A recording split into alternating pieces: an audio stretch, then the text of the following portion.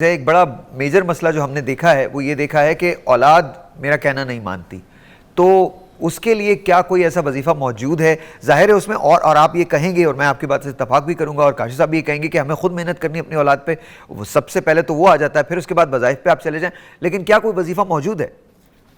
بالکل موجود ہے۔ سورہ یاسین کی آیت نمبر 9 ہے، وَجَعَلْنَا مِن بَيْنِ أَيْدِيهِمْ سَدًّا وَمِنْ خَلْفِهِمْ سَدًّا فَأَغْشَيْنَاهُمْ فَهُمْ لَا يُبْصِرُونَ۔ یہ کن لوگوں کے لیے اور ہے؟ ہم نے یہ ان تمام نافرمان بچوں کے لیے، نافرمان شوہروں کے لیے، نافرمان بیویوں کے لیے، ویسے نافرمان بہووں کے لیے۔ ازراہ مذاق شوہر تو ویسے ہی نافرمان ہو جاتا ہے، مطلب ہاں یوں ہی کہہ لیکن یہ وہ لوگ جن کو آپ بچانا چاہتے ہیں۔ آپ خود ایک شوہر ہیں، آپ بہتر سمجھ سکتے ہیں اس بات کو۔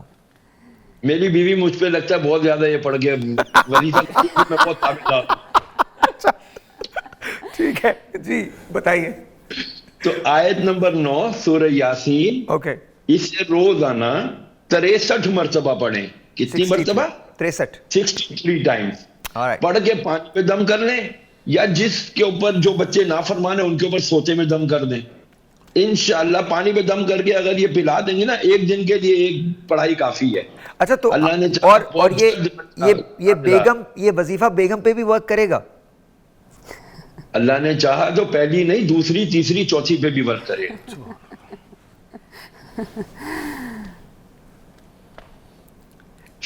دیکھیے یہ پوڈ کاسٹ تو ہے نہیں، آپ کا ہمارا مذاق بھی ہے۔ اگر میرے اس پہ مائک نہیں لگا ہوتا تو شہریار بھائی آپ کو پتا ہے کہ میرا جواب، میں آپ کو نہیں آپ نے معذرت تو میں ابھی آپ کو بتاؤں گا، کوئی معذرت کی تو ہے ہی نہیں، ایک چھوٹا سا ایک چھوٹی سی بات، اس وقت میرے پاس جتنے میجورٹی کیسز آ رہے ہیں نا، وہ دوسری بیوی، پہلی بیوی، یعنی ایک سے زیادہ ازواج والے لوگ آ رہے ہیں، یار بیوی مانتی نہیں۔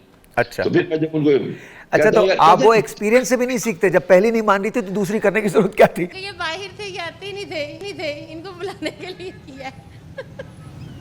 ابھی میں دبئی سے آیا ہوں اسپیشل، اور وظیفہ کیا کرنا ہے، یہی دعا کرتے کہ اللہ پاک نیک حکمران دے جو غریب عوام کا سوچے۔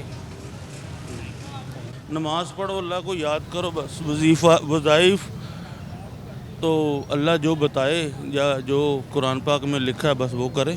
ہم کسی کے لیے وظیفہ نہیں کرتے، وظیفہ درود پاک پڑھتے ہیں، اللہ سے اپنی مشکل کی آسانی مانگتے ہیں کہ یا اللہ میں آسانیاں دے۔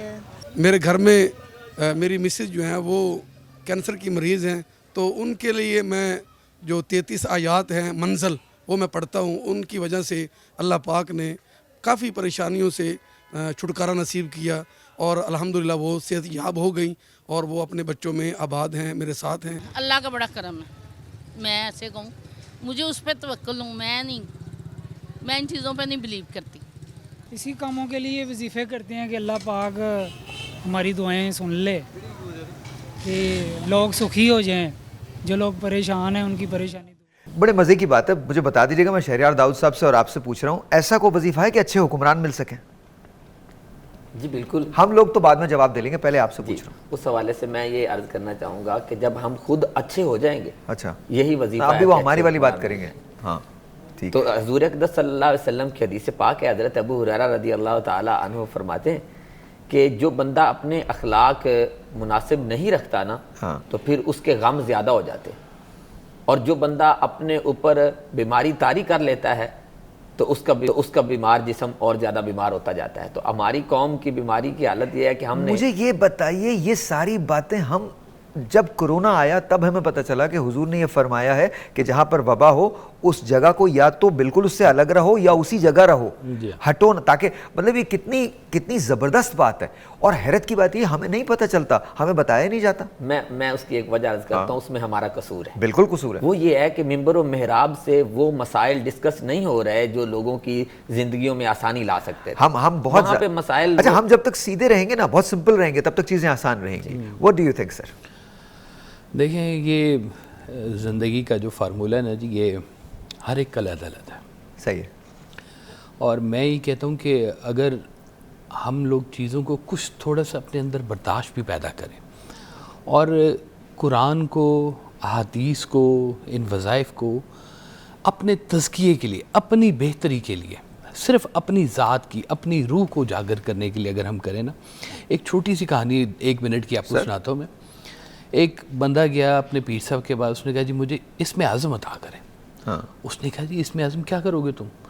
اس نے کہا جی سنا بہت طاقتور چیز ہوتی ہے اور میں اپنے ارد گرد بہت ظلم و زیادتیاں دیکھتا ہوں، تو میرے پاس اسم اعظم ہونا چاہیے. اس نے کہا میاں جاؤ ایک دن ذرا جنگل میں سیر سر کر کے آؤ تو شام کو آ کے بتانا. جنگل گیا، اس نے دیکھا ایک بزرگ بابا ساتھ میں لکڑیاں اکٹھی کر رہا ہے. شام ہوئی، وہ بھی جنگل سے نکلا، بابا بھی گٹھا اپنا اٹھا کے نکلا. کوتوالے شہر کا گزر ہوا. اس نے کہا میاں لکڑیاں دے دو. اس نے کہا جی میں تو بیچنے کے لیے لے کے جا رہا ہوں، اتنا ہدیہ مجھے دے دیں. اس نے کہا کوتوالے شہر سے تم پیسے مانگتے ہو؟ سپاہیوں سے کہا بابے کو مارو اور اسے لکڑیاں چھین لو. انہوں نے بابے کی پٹائی کی لکڑیاں چھین لی. اب وہ جو بندہ دیکھ رہا تھا وہ دوبارہ بھاگا پیر صاحب کے پاس. کہا جی اب تو بہت ضروری ہو گیا اسم اعظم ہونا. میرے پاس ہوتا نا اسم اعظم تو میں کوتوالے شہر کو بتا دیتا کہ اس نے کیسے ظلم کیا. تو ان بزرگوں نے کہا تمہیں پتہ وہ بابا کون ہے؟ یہ کون ہے؟ کیونکہ جس نے مجھے اسم اعظم دیا ہے. چیزوں کو زندگی کے اندر کیا غم نہیں آنے چاہیے، کیا غریبی نہیں ہونی چاہیے، کیا بیماریاں نہیں ہونی چاہیے، یہ چیزیں اللہ تعالیٰ نے پیدا فرمائی ہیں. وہ کہتا ہے شفا، بیماری بھی میں ہی بھیجتا ہوں، شفا بھی میں ہی بھیجتا ہوں. بالکل صحیح ہے، بالکل صحیح. تو ہم اگر صرف اپنی کنیکٹیویٹی اپنے رب کے ساتھ اگر بہتر کرنا شروع کریں نا تو ہم لوگ بہت سارے مسائل سے بڑھ جائیں گے. جیسے والد صاحب ایک بات کہا کرتے تھے کہ اپنے لیے تو ہر ایک دعائیں کرتا ہے، کچھ زندگی میں ایسے لوگ اکٹھے کر جو تمہارے لیے دعائیں کریں. کیا بات ہے، بہت بڑی بات ہے. شہرہ داؤد صاحب شادی کی بات چل رہی تھی، کوئی ایسا وظیفہ ہے جس سے شادی جلدی ہو جاتی ہے؟ ہاں جی بالکل ہے، جس سے شادی جلدی ہو جاتی ہے. نمبر 1 اپنی والدہ کی خدمت کریں. اچھا. اور اس کے ہاتھ 5 مرتبہ دن میں ضرور چومیں. ٹھیک ہے. اور اس کا ہاتھ اپنے سر پہ رکھوا کے اس سے دعا کروائیں، یا اللہ میری والدہ کو مجھ سے راحت عطا فرما، آمین.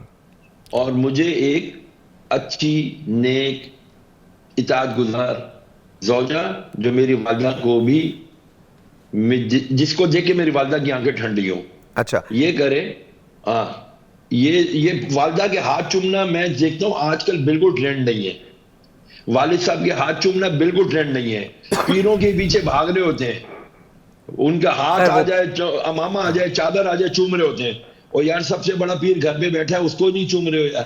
اچھا یہ بتائیے کہ اگر جیسے کچھ بہنیں ہیں جو گھر پہ بیٹھی ہوتی ہیں، ان کی شادیاں نہیں ہوتی تو اکثر والدین بہت پریشان رہتے ہیں. اچھا میں آپ کو ریزن بتاؤں گا کہ میں کیوں کہہ رہا ہوں. کچھ نہیں ہوتا لیکن ایک سہارا مل جاتا ہے کہ میں یہ کر رہا ہوں، اور شاید کچھ نہ کچھ اگر یقین اس کے پیچھے شامل ہو جائے تو کہیں نہ کہیں پلیسیبو افیکٹ کی وجہ سے چیزیں خود بخود، ایک ہیومن بیہیویئر میں ایک چیز پڑھائی جاتی ہے لا آف اٹریکشن، تو وہ خود بخود چیزیں بہتر ہو جاتی ہیں. تو کوئی ایسا وظیفہ ہے جس سے جو بیٹیاں گھر بیٹھی ہیں ان کے لیے آسانیاں پیدا ہو جائیں؟ 150 مرتبہ یا لطیف ہو عشاء کی نماز کے بعد روزانہ بچیاں پڑھیں. بچیاں نہیں پڑھتی تو ان کی امیاں پڑھیں. اوکے. 150 مرتبہ اللہ کا پیارا نام اللطیفو ہے، یا لطیفو پڑھنا ہے 150 ٹائمز. اوکے، یا لطیفو. اچھا اول آخر ایک دفعہ درشی پڑھ لیں، دعا مانگے، یا اللہ جو تو نے میرے مقدر میں میرا بہترین جوڑا رکھا ہے مولا اس کے ساتھ جلد میرا نکاح فرما دے.